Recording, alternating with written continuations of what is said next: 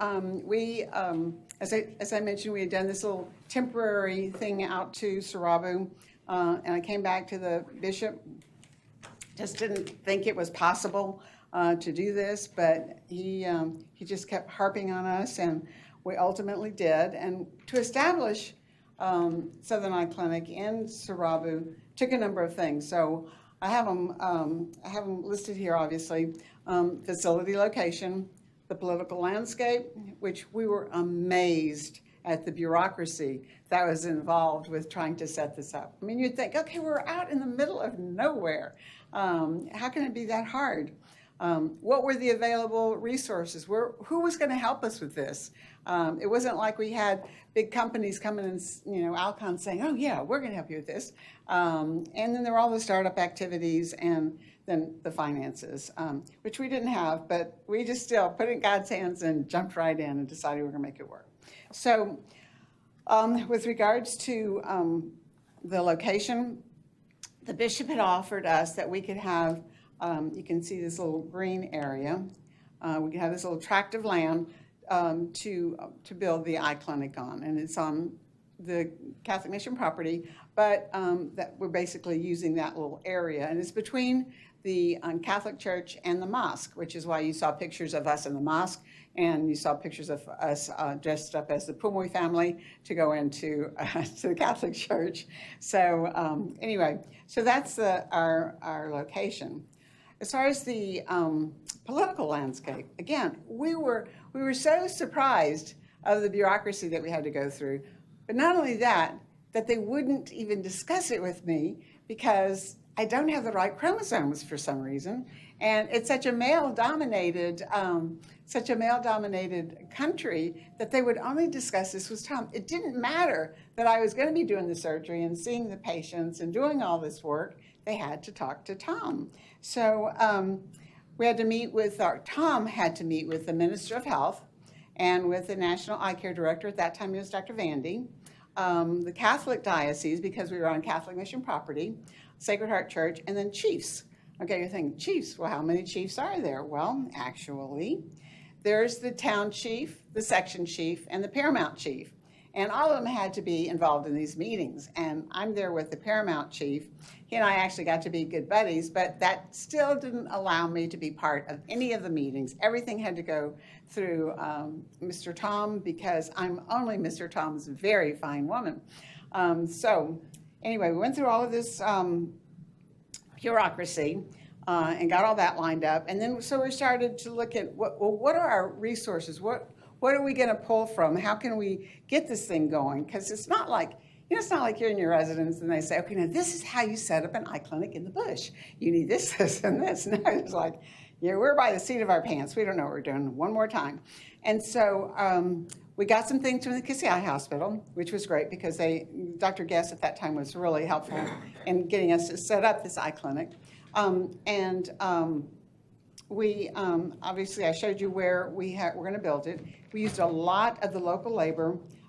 We weren't sure how we were going to get water, electricity, and then I'll show you about the communication. So it was amazing when you talk about local labor because one person would say, oh, I know this man is over in this village, knows how to do cabinets. You go get this man, he can do the cabinets. Oh, I know this man over here, this man can do masonry. And I know this man, and it's like all these people know everybody else to somehow we had masons and electricians and cabinet makers and plumbers and mechanics and generator people. We got our first generator from the United Nations when they split after the war. And then we did set up the AC because, we have two seasons in this area, the rainy season and the dry season. Well, the rainy season, it is so wet that if you don't have some type of climate control, everything starts to mold. And then during the dry season, when it's not raining, everything is so dusty. All the sand is coming into the clinic and into the operating room. And if you don't, close things off there, then all of your equipment gets messed up because all that dust and sand gets in there. So we did set up the air conditioners, and we had some special techs. And you can see here we had this little building. this is not the way it started. I mean, it was just earlier it was just a closet, and we built from there. And then we had some help with getting the electricity and the tiling done. And just as you can see on that bottom picture, the truck always breaks down, but you have to have somebody in the truck or in the vehicle because it's always going to break down, and so you have to have somebody that'll fix it. Well, then water. So we had, there was an existing well next to the area where we had the clinic, and we put a submersible pump in it and secured it and had some underground piping, and we had a large tank up in the ceiling, and that was going to supply the toilets and the sinks. The problem is that this was a 1,600-liter water tank, and it was up in the ceiling, and so it was always leaking. So you'd hear somebody scream, "We have leakage! We have leakage!" So water's coming down. So ultimately, we did move this outside so that we had a gravity-fed situation, and it was outside, and we didn't have leakage anymore. As far as electricity, some of you might recognize Paul there. As I mentioned, we got our first generator from the United Nations, and then we've subsequently had to upgrade with that. We tried using our autoclave that we had inherited from Kissy, but it just kept blowing out. The power it was sucking was too much, so we just couldn't use it. So we ultimately went to the steam pot. We used a steam pot for many years, and the steam pot was great. And this little guy, who ran it, he set up 3 stones, and he had wood going through each of them. So if he wanted the fire to get hotter, he pushed the wood in, and if he wanted the fire to get cooler, he would pull it out. And at one point, we finally bought him a leaf blower so he could get the fire to get hotter faster. He was like big man on campus. He would get that leaf blower going and get that fire going and get that steam pot going, and that's how we sterilized for a long, long time. We now have some autoclaves, but we use that. It was a very dependable way to sterilize instruments. So we needed a way to get the word out. So our communications, well, obviously Archbishop Gonda was in charge of the Catholic diocese, and he was talking to all of his buddies about, within other faiths, about the eye clinic opening. The chiefdoms were all excited about this, and it was obviously there's just limited telephone or word of mouth, but the article came out that there was an eye clinic opening in Sarabu, and then things really started happening once the article came out because everybody was so excited that they were going to get eye care in the bush, because at this point everybody had to go to Freetown, and then the transportation wasn't that easy and the roads weren't that good.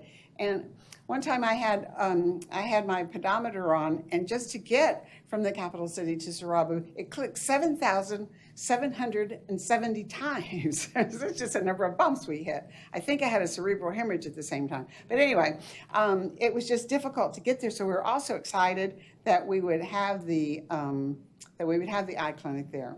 So startup activities. So what all did we have to go through to start up? Well, we obviously needed some equipment. So we got some donated, but a lot of it we ended up having to buy.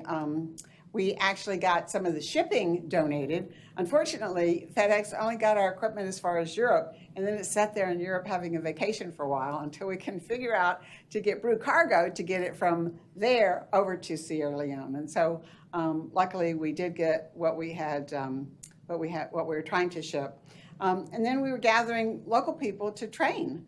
Because we needed people to help us in the clinic and in the operating room. We did steal a few people from the Kissy Eye Hospital. And then we had to learn a few things like crowd control. So we didn't know the word cue. We kept saying, "Would you guys get in a line? Just get in a line. Okay, get in a line."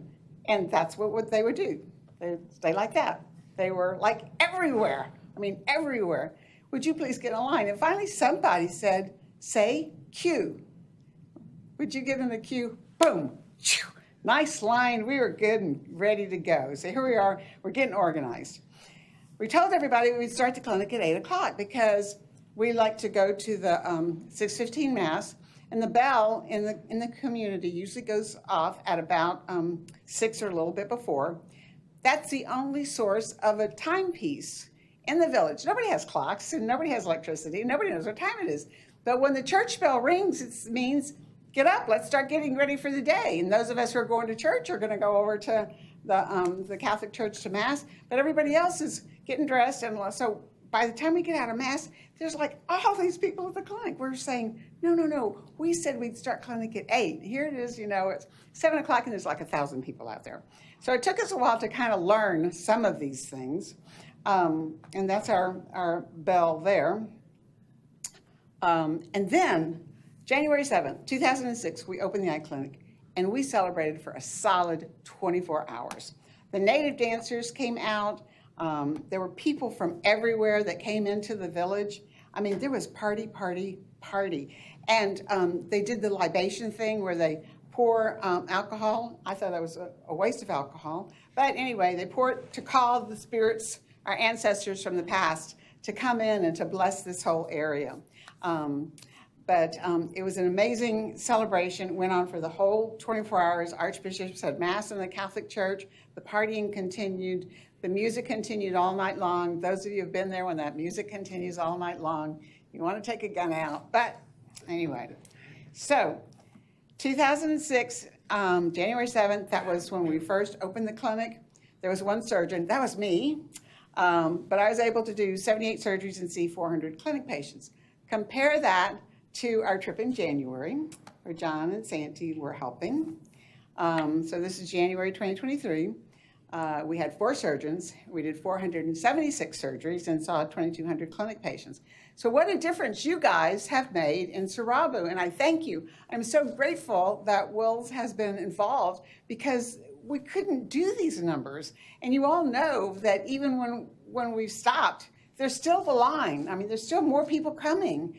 And one of the things when I was there by myself is that it would be, 10, 11, 12, and there's still people sitting, waiting for surgery.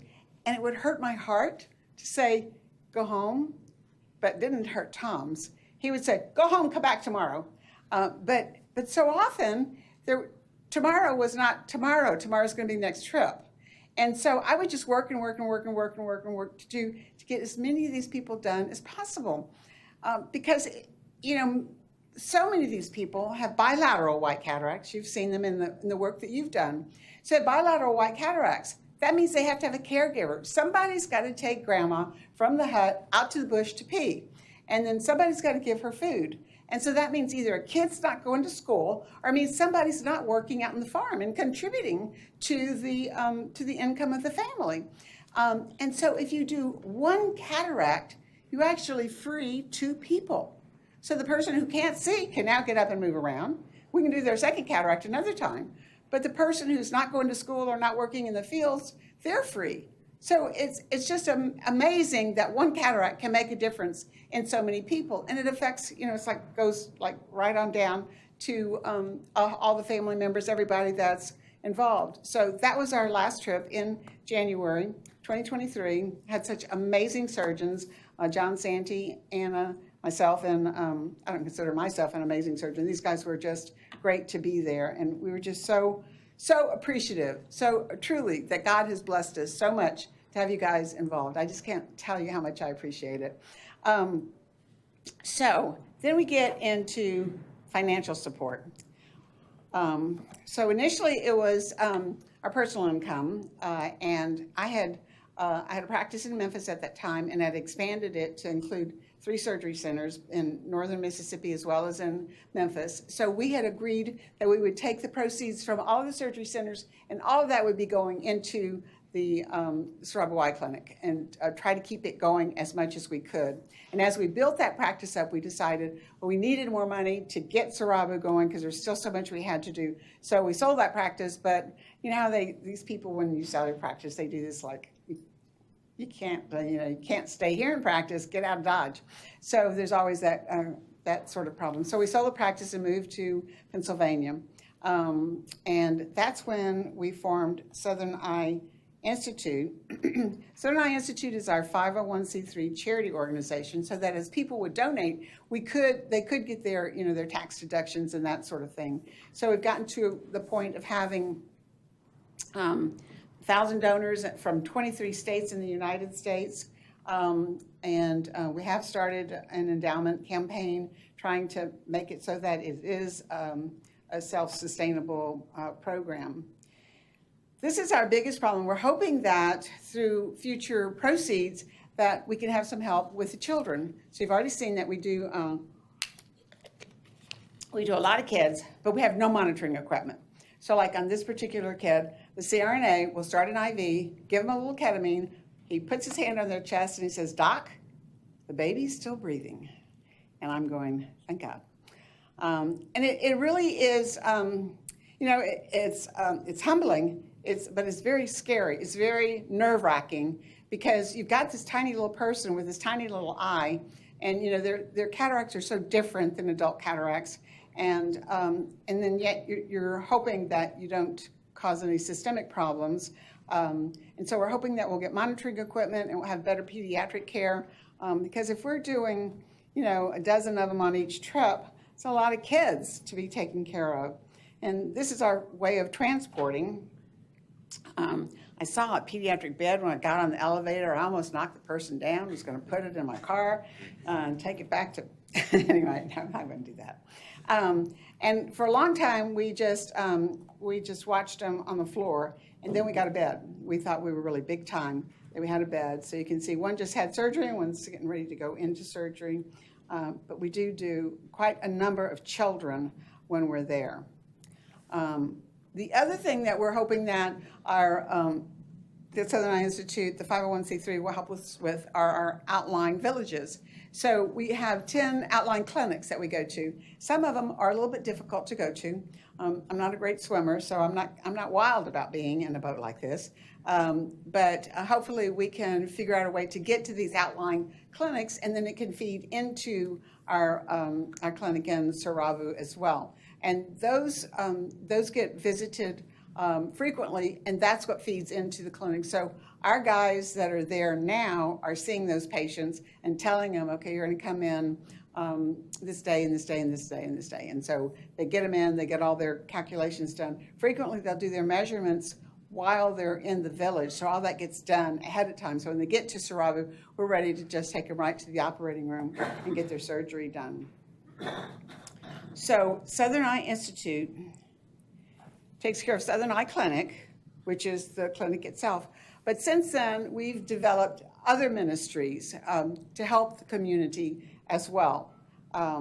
So Southern Eye Clinic, we've got 64 paid employees. Now, a lot of people get paid for not really doing anything, because we've got this one guy that's crippled, and so we pay him to pick up trash, but he never picks up the trash. But anyway, he's sweet, and he needs some help, and so we help him. But the clinic is open year-round, every day. It's 100% charity. We don't ask them to pay for anything. I mean, if they want to make a donation, we never would turn it down.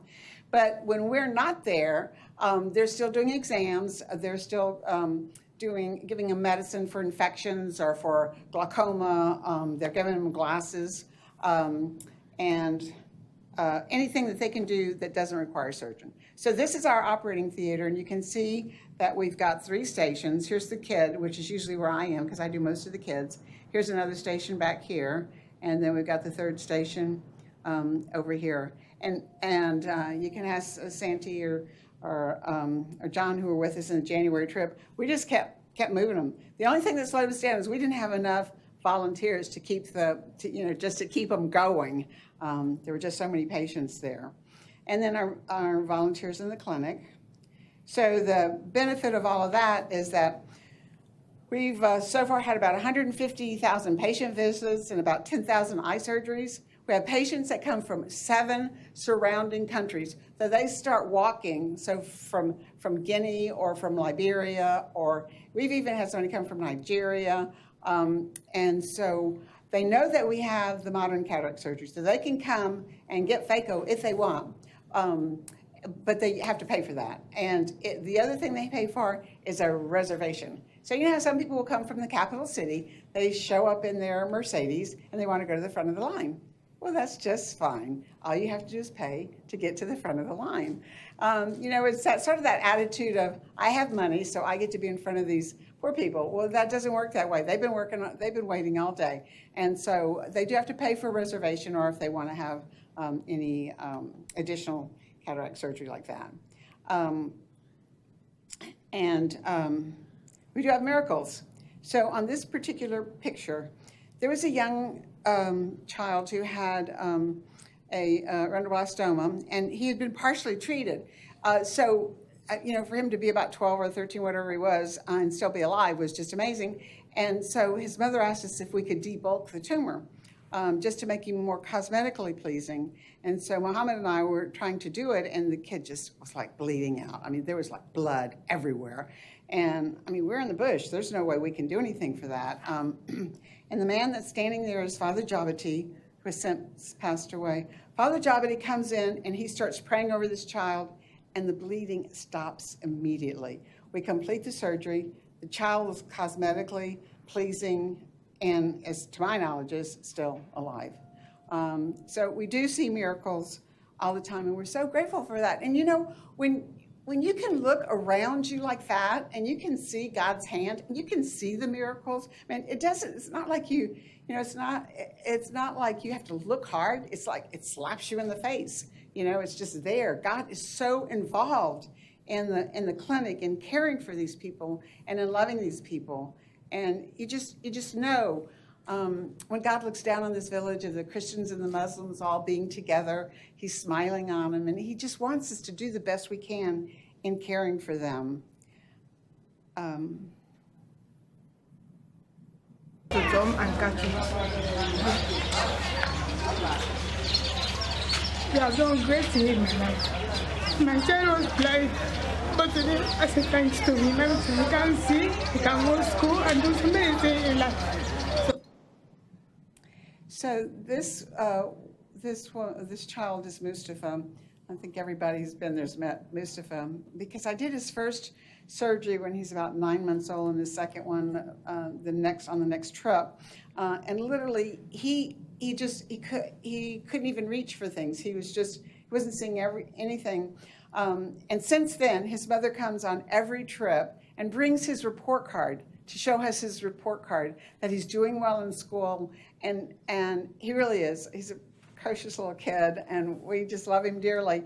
But she just stood there outside of the clinic just crying that what you've done for my son, only God can repay you. And when you think about the gift of sight, it's so precious to us, but these people who don't have access to health care, and here we can make such a difference by just doing the surgery here. And Mariama, the mom, she's always so grateful, and she must send me a WhatsApp note like every other day asking how I'm doing, because she's worried about my health. But anyway, so the other ministries that we're involved in within the village include the water wells. We had, you can see that little cesspool where they have animals defecate in it, and they get their drinking water from it, and they wash their clothes in it, and they wash their motorcycles in it, and it's disgusting water. And for the longest time, we saw kids come into the eye clinic with waterborne illnesses, and we didn't have much of a way that we could help them. We couldn't start IVs. We didn't, put some eye drops in them. There was really not much that we could do. Well, I had a lot of these pictures in my eye clinic in Memphis, and this wonderful woman said, I would like to help you with this. And she was able to gather all these prayer partners, and this is so amazing. She gathered all these prayer partners.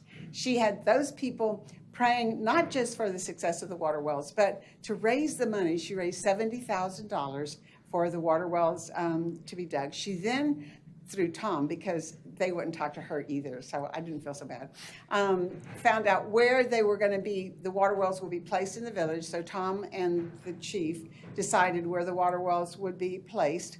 And so she helped organize all of that. And then she set up for the drillers to come in. And then she also had, you can see on the picture of the water well that it's on a nice cement stand. It's got a fence around it. It's got a gate. There's a tippy bottle that's got water in it and soap, so that they have to wash their hands before they touch the water wells because they're an agricultural group. They've got animal feces, and we're trying to stop all the disease. And so she arranged all of that, but she also arranged some of the education. She gathered a group from Columbus, Ohio. It's just amazing. This woman did so much to help us with the water well situation. And so obviously the benefits of the water wells have been good access to clean water. We've seen the death rates go down. We've seen the birth rates go up. And Sarabu's growing, and people were starting to move in. It was really funny because you'd have a water well here, and you'd see a new hut here, and a new hut here, and a new hut here, and a new hut here, because everybody wants to be by water.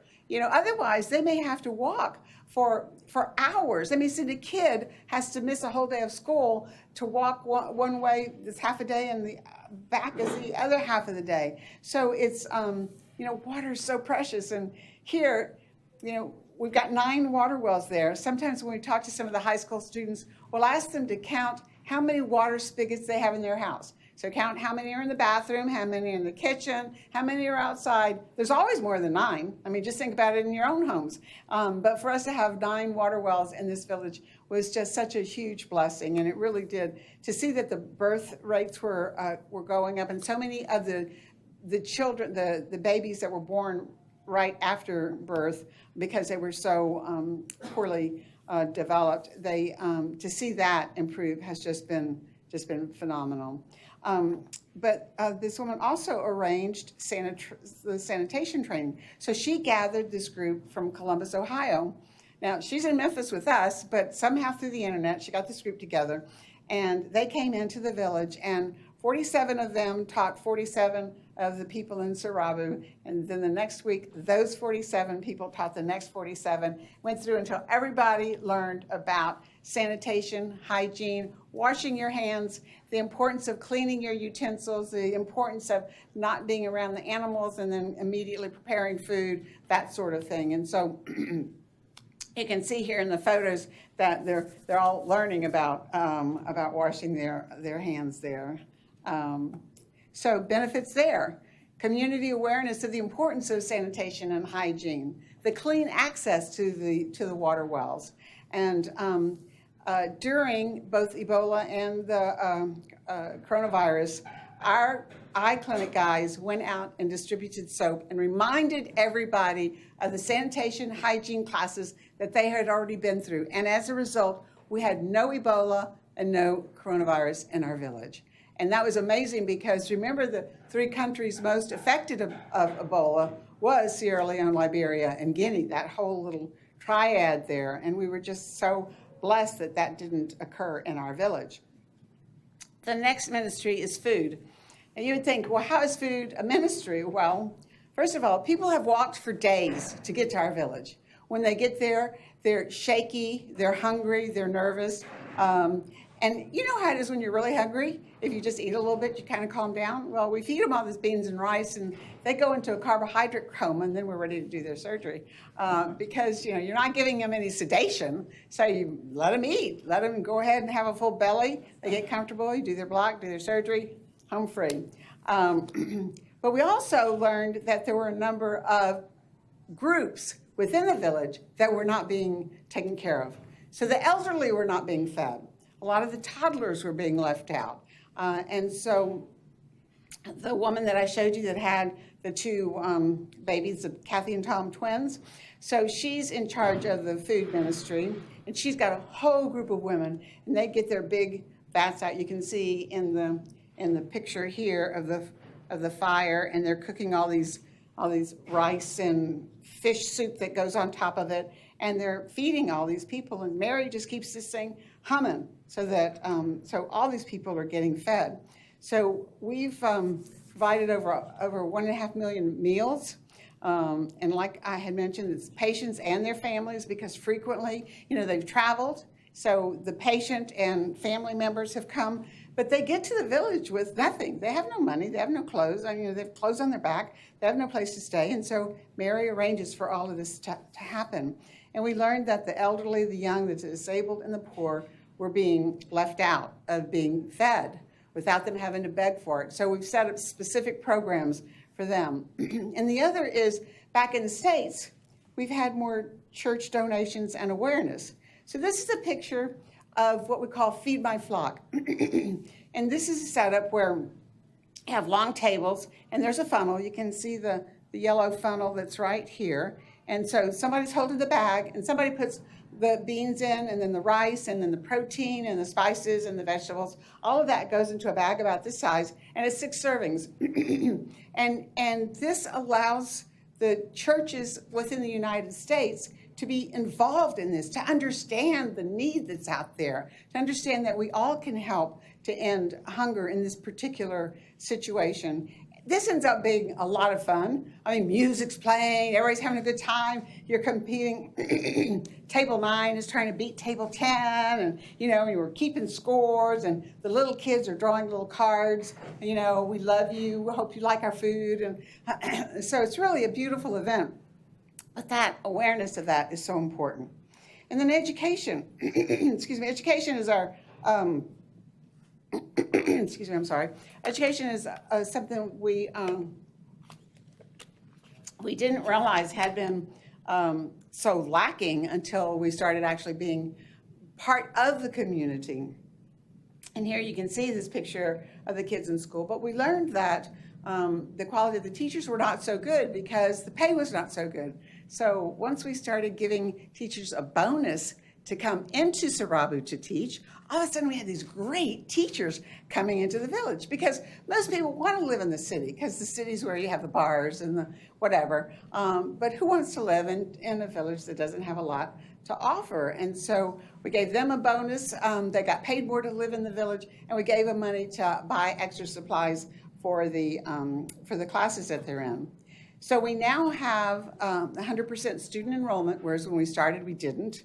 We've given out about 2,000 scholarships. The kids that have started since we've had our education programs are in the top 15% of the nation. We've got kids going all the way from kindergarten to the guy we've got in medical school now, all the way in between. And so it's so wonderful to see this. And like I said, we do all the teacher and classroom support. We have a director of education. This is Amos. We met Amos when he was about, 8 years old. And so we kind of raised Amos and we educated him. Amos is our director of education because we needed somebody to help us so we would know, does this family really need help on education? Do they need school fees? Or are they just going to take this and, do something else with it? And so Amos was helping us with all of that. The president of Sierra Leone came through Sarabu and saw what we had done within our education program and asked Amos to go to China to this big meeting as an international recognition of the accomplishments that we have achieved in education in Sarabu. So that's been really, really exciting. Of course, Amos was so excited because, this is a kid who's never been out of Sierra Leone, much less all the way to China. But the president had asked him to represent Sierra Leone to go to this conference on education and how that you can educate people in a rural village. We have also set up a computer center. We had a wonderful family who came and said, you might consider computers for learning programs, not internet, but you can get spelling programs, math programs, this sort of thing. And so that was a great idea. So they donated the first few, and since then we've either bought or donated more computers. So we have this entire computer center that every student rotates through. And the benefits here are that all the students learn about computers. So not only do they get exposed to the learning programs, but they learn about computers, and a number of them have gone into the capital city and gotten IT jobs. So it's great that they can continue on to do something like this after just spending that amount of time in our little computer center. And more students are advancing in their education, and some of our former students have really great jobs too. We also have the cultural events, like you saw. Santi was leading the parade or in an earlier picture. And so the cultural events can be anywhere from cooking contests to talent shows to they actually sometimes have had some computer contests where they ask all these computer questions. I have no idea what they're talking about. It's amazing. These kids have learned so much. So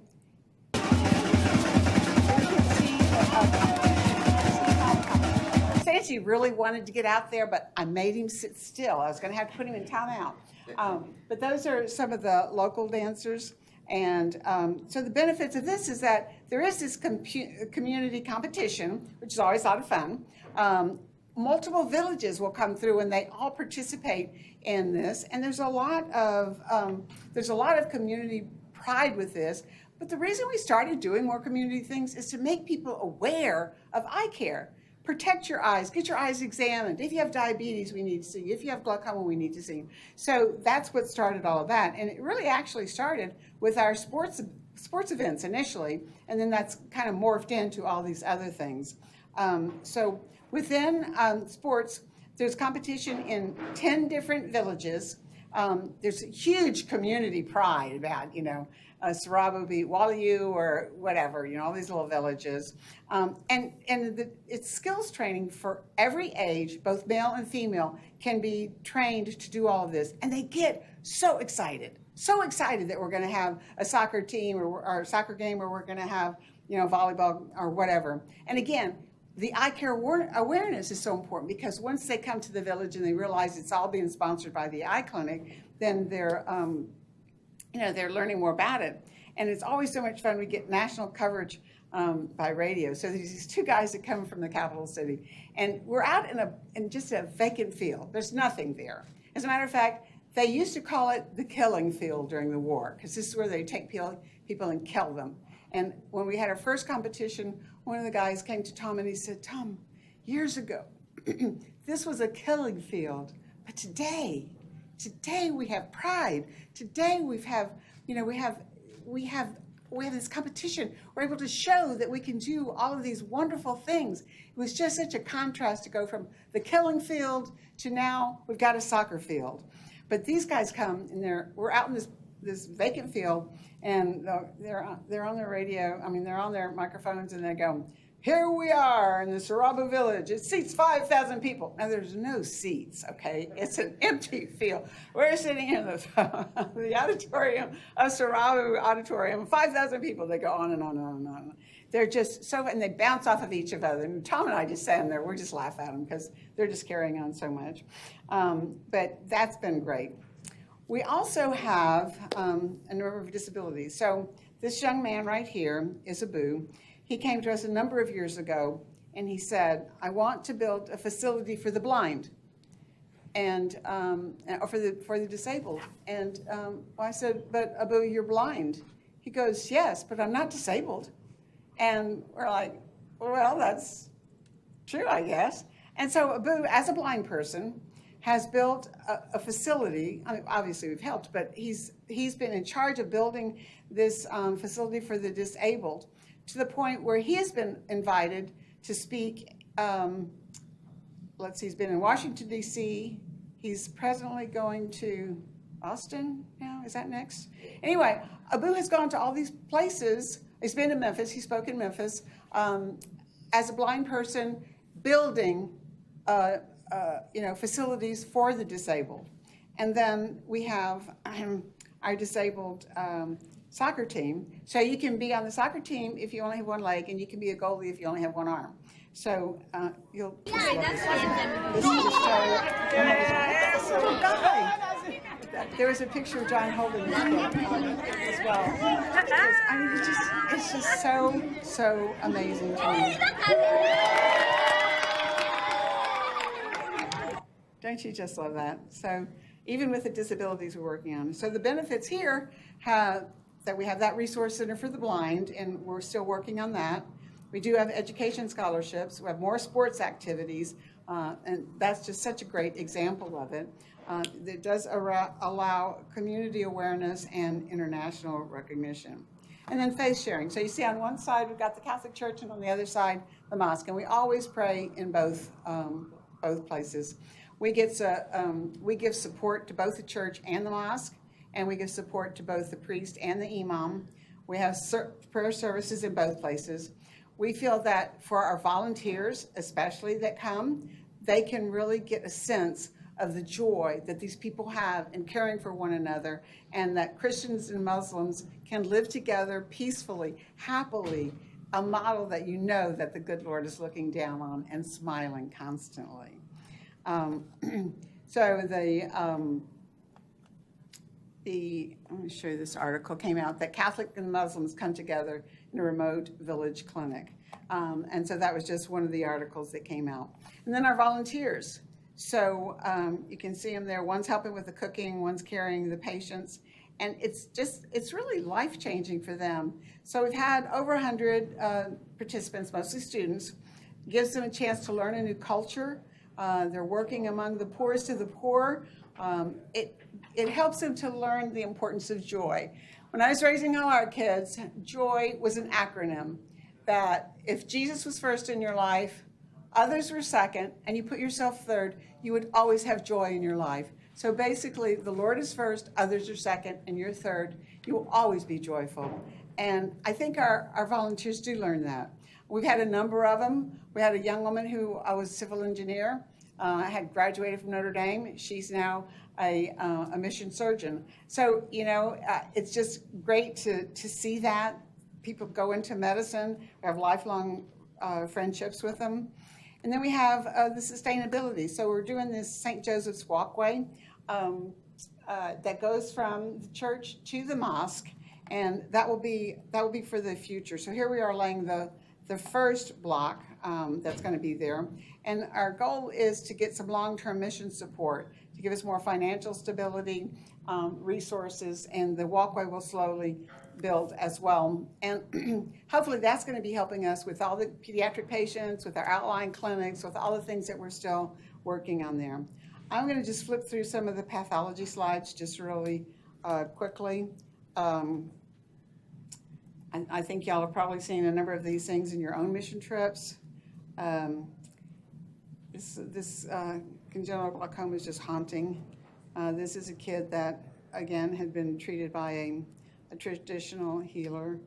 We see lots of tumors, and there's nothing we can do with these. I talked to a number of the doctors at St. Jude, and they said that any of the therapy we would give would have to be intrathecal, and that we would have to get weekly counts, which is impossible in the village. This child was burned. This child had a severe seizure, and then afterwards wouldn't talk or look or anything. This child, the traditional healer told the grandmother to put bark in its eyes, and it completely ripped off the corneas.